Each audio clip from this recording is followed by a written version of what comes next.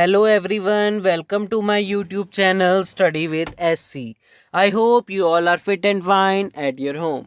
आज हम पढ़ेंगे इम्पोर्टेंस ऑफ प्लानिंग, इम्पोर्टेंस की प्लानिंग कहाँ कहाँ ज़रूरत है, प्लानिंग की कहाँ कहाँ हमें ज़रूरत है। तो हमें पता ही है प्लानिंग क्या है, thinking in advance what is to be done in future. हम पहले ही सोच लेते हैं कि हमें फ्यूचर में क्या करना है। सो देखिए फर्स्ट इम्पॉर्टेंट क्या है, planning provide direction. Planning provide direction for all action by the organization, defining clear the organization goal, stating in advance how work is to be done, making employees aware of what they must to do achieve organizational goal, facilitate coordination.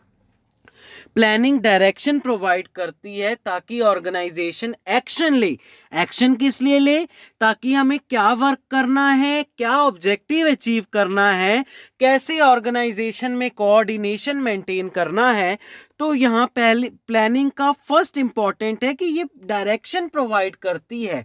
अब हम जब proper plan बनाएंगे अपनी organisation में तभी तो वो direct होगा, तभी तो वो इम्प्लीमेंट होगा। अब नेक्स्ट देखिए, planning reduce the risk and uncertainty.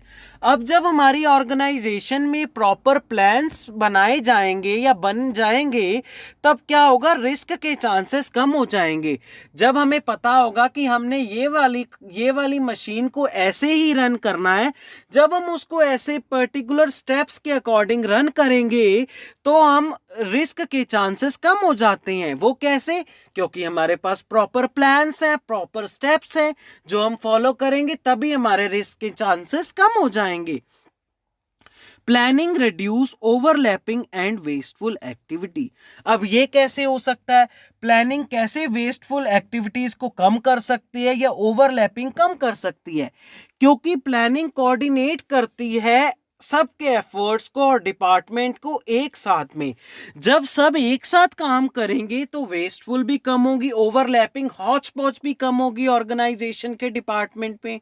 Department कौन कौन से होते हैं? एचआर होता है, मार्केटिंग होता है, फाइनेंस होता है, आईटी होता है, ये तो हमें पता ही है। तो क्या इसमें कंफ्यूजन भी कम होती है और अंडरस्टैंडिंग भी ज़्यादा बढ़ती है कि हमें काम कैसे करना है। वेस्टफुल एक्टिविटीज़ कैसे कम होंगी?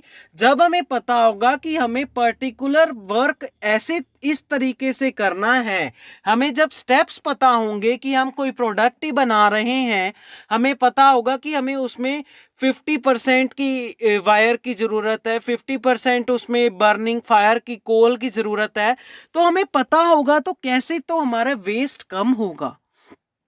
अब देखिए, प्लानिंग प्रमोट इनोवेटिव आइडिया।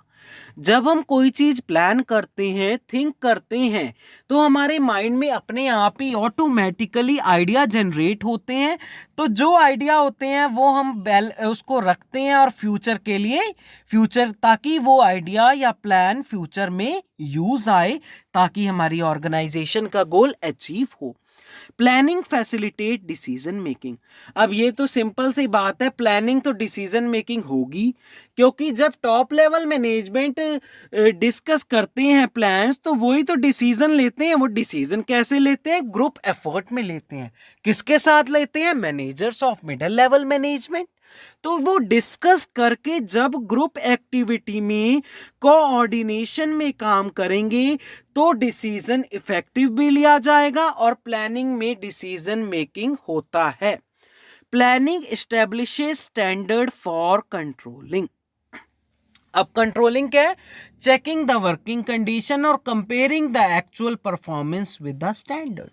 मतलब हम जो भी हमारी परफॉर्मेंस है हम अपने स्टैंडर्ड से कंपेयर करते हैं।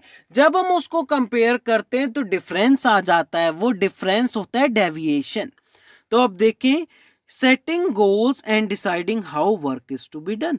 जब हम स्टैंडर्ड फिक्स करते हैं, हम ये करेंगे, अपने गोल्स को सेट करेंगे और अपने वर्क को कंप्लीट करेंगे इफेक्टिवली एंड एफिशिएंटली। सो ये थे हमारे importance of planning. So thank you friends, please like and subscribe my channel and press the bell icon.